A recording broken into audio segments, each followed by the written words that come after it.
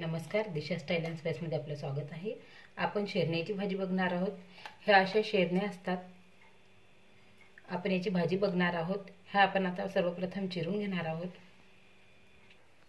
हे बघा, शेरण्या भाज्या कापून झालेल्या आहे। आता याला 2 चमचे मी मीठ लावून आणि हे झाकून ठेवणार आहे 10 मिनिटं। हे मिक्स करून घेणार आहे आणि 10 मिनिटांसाठी मी झाकून ठेवणार आहे। आपल्या शेरण्या झाकलेल्या आहेत, तोपर्यंत आपण आता शेंगदाण्याचा गोळा वाटून घेऊ। हे 1 वाटी शेंगदाणे मी घेतलेले आहे, छोटी वाटी। आता हे आपण भाजून घेणार आहोत। हे बघा, शेंगदाणे आपले भाजून झालेले आहेत। आता आपण हे काढून घेणार आहोत आणि 10 ते 15 मी मिरच्या टाकणार आहे। हे आपण भाजून घेणार आहोत। हे बघा, आपल्या मिरच्या पण भाजून झालेल्या आहेत। आता आपण याचा गोळा वाटणार आहोत। शेंगदाण्याची साल काढून घेऊया।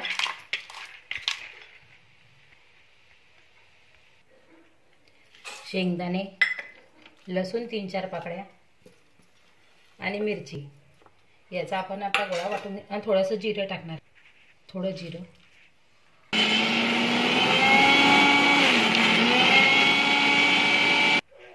थोडंसं पाणी टाकून वाटून घेणार आहे आपण हा गोळा। हे बघा, आपला गोळा वाटून झालेला आहे। हे बघा, आपल्या शेरण्याला 10 मिनिटं झालेले आहे। आता आपण असं चोळून याचे सगळं बिया काढून टाकणार आहोत। हे बघा, पूर्ण शेरण्याचे बी मी काढून टाकलेले आहे। आता आपण ह्या शेरण्या स्वच्छ 2 पाण्याने धुवून टाकणार आहोत, म्हणजे कडूपणा याचा निघून जाईल।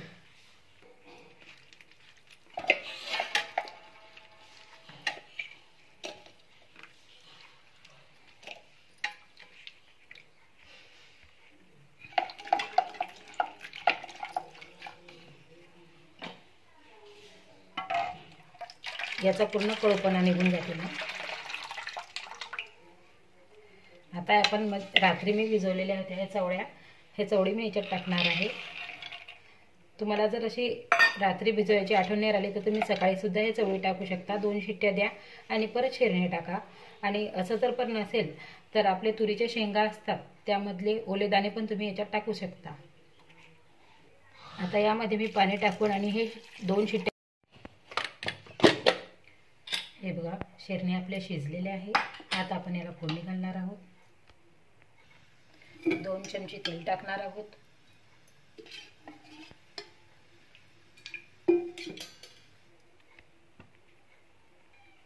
आणि हा 3 ते 4 खपा मी ह्या लसणाच्या कुटून घेत आहे।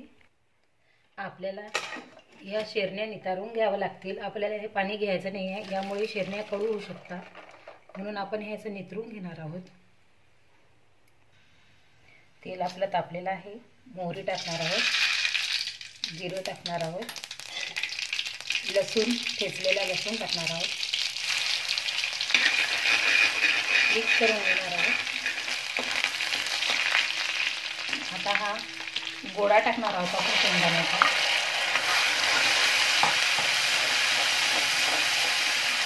थोडीशी हळद टाकणार आहोत, अर्धा चमचा मी हळद घेतलेली आहे।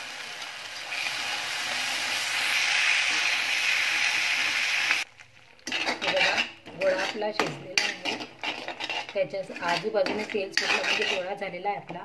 आता आपण यामध्ये शेरण्या टाकणार आहोत, मिक्स करून घेणार आहोत पूर्ण। मिक्स झालेले आहे। आता आपण यामध्ये पाणी टाकणार आहोत।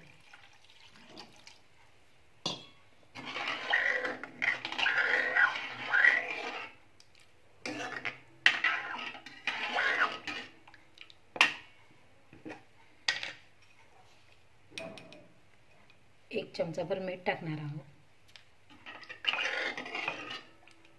आणि भाजी उकळी येईपर्यंत शिजू देणार आहोत। हे बघा, आपल्या भाजीला उकळी आलेली आहे। आता आपली भाजी झालेली आहे। आपण त्यामध्ये कोथिंबीर टाकणार आहोत। आणि तुम्हाला जर माझा व्हिडिओ आवडला असेल तर लाईक, शेअर आणि सबस्क्राईब जरूर करा। अशा प्रकारे आपली शेरण्याची भाजी झालेली आहे। कडू बिलकुल होत नाही। या पद्धतीने तुम्ही करून बघा।